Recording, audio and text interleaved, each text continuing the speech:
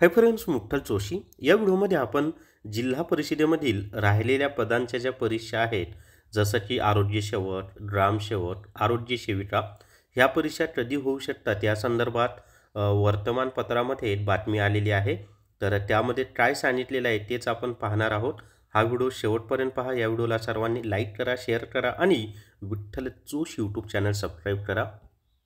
जर तुम्हाला आरोग्य सेवकसाठी जे तांत्रिक प्रश्न आहेत त्या तांत्रिक 40 प्रश्नांची तयारी करायची असेल तर प्ले स्टोअरवरून विठ्ठल जोशी ॲप डाउनलोड करा आणि आरोग्य सेवक तांत्रिक प्रश्न ई बुक विकत घ्या.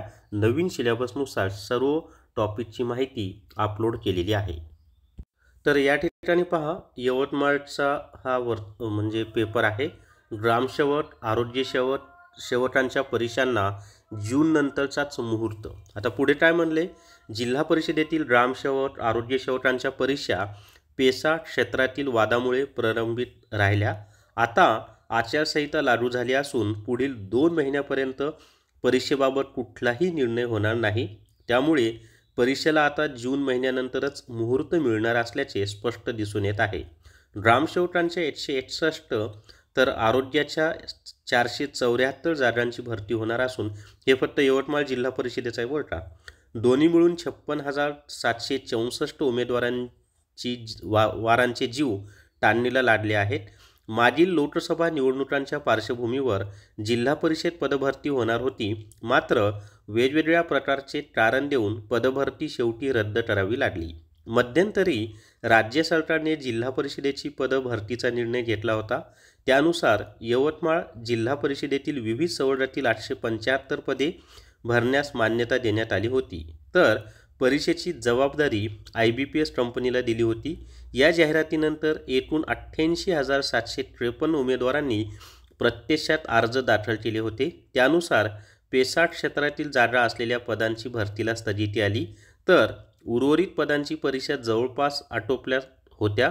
यात 9 सवलतीतील पदांचा निकाल लागला असून त्यातील 22 वेगवेगळ्या सवलतीतील उमेदवारांची नियुक्तीसुद्धा झाली आहे.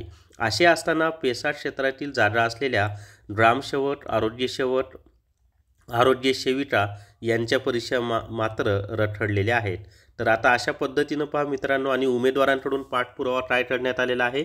तर पेसा क्षेत्रातील जागांबाबतचा तिढा सुटल्याची माहिती समोर आली आहे. असे असताना परीक्षेची तारीख जाहीर करावी अशी मागणी उमेदवारांकडून केली जात होती. सातत्याने महाराष्ट्रातील उमेदवारांनी मंत्रालयासह मंत्र्यांशी सुद्धा संपर्क साधून परीक्षेचे वेळापत्रक जाहीर करण्याबाबत विनंती केली, परंतु शासन स्तरावरून यावर शिक्कामोर्तब होऊ शकले नाही. तर आता या न्यूजपेपरमध्ये तरी असं छापलेलं आहे की आचारसंहिता उठल्यावरच परीक्षा होऊ शकतात म्हणून. तरी पाहूयात. मी एकच सांगेल मित्रांनो, अभ्यास बंद करू नका. हत्ती गेलाय, शेपूट राहिला आहे. अजून जास्तीत जास्त 2 महिने परीक्षा लांबतील, पण याच्यामध्ये तुम्ही अजून जास्त जोमाने अभ्यास करा. याच परीक्षेत लागा, कारण भविष्यामध्ये 10वी पासवर आरोग्य सेवक होणार नाही. त्यासाठी वेगळा सॅनिटरी इन्स्पेक्टरचा कोर्स करावा लागणार आहे. तो कोर्स ज्यांनी केला आणि 12वी सायन्स लागणार आहे. ही शेवटची पात्रता आहे 10वी लेवलच्या परीक्षेची. त्यामुळं ज्यांनी फॉर्म भरले त्यांनी जोमाने अभ्यास करा आणि याच परीक्षेत लागून जा. पगारसुद्धा खूप चांगला आहे या पदासाठी. 40,000पेक्षा जास्त वेतन मिळतं पहिलं सुरुवातीचंच. त्यामुळं महत्त्वाचं आणि चांगलं पद आहे. तर या व्हिडिओमध्ये एवढीच माहिती. स्मार्ट स्टडी पब्लिकेशन नांदेड यांनी पोलीस भरती 418 प्रश्नपत्रिका संचे हे पुस्तक प्रसिद्ध केले. याच्यामध्ये गणित व बुद्धिमत्ता चाचणीच्या प्रश्नांची उत्तरं स्पष्टीकरणासह दिलेली आहेत. तसंच त्यांनी पोलीस भरती 95 प्रश्नपत्रिका संच आणि संपूर्ण बुद्धिमत्ता चाचणी ही सुद्धा पुस्तकं प्रसिद्ध केलेली आहेत. ही तिन्ही पुस्तकं सर्व पुस्तकांच्या दुकानावर तसंच Amazon आणि फ्लिपकार्टवर उपलब्ध आहेत. तर स्मार्ट स्टडी पब्लिकेशन नांदेड यांनी पोलीस भरतीसाठी ही 3 पुस्तकं प्रसिद्ध केलेली आहेत. तर या व्हिडिओमध्ये एवढीच माहिती. या व्हिडिओला सर्वांनी लाईक करा, शेअर करा आणि Vitthal Joshi YouTube channel subscribe करा. Thank you very much.